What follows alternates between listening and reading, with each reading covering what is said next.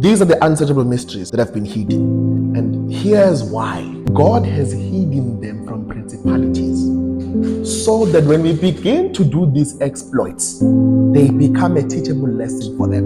uNkulunkulu lemfihlo ifihle ngoba ufuna ukuthi uma sekubonakala senza imangaliso enje, imangaliso zethu zifundise imimoya nemimoya esemkhathini ukuthi uNkulunkulu kahle kahle ungubani.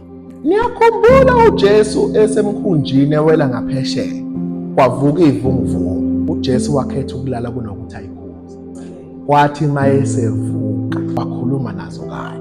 Nginayo into ukuthi uJesu wayezovuka vele, but kunezinto ayishiya ngamabomo ukuze afundise laba ukuthi ungubani. And ubufakazi balokho babumtulu ukubona ngokuthi mayeseqeda nje ukuyithulisa, uzwa abafundi bethi kanti ungubani lo oyiphepho nemvula ziyamlalela.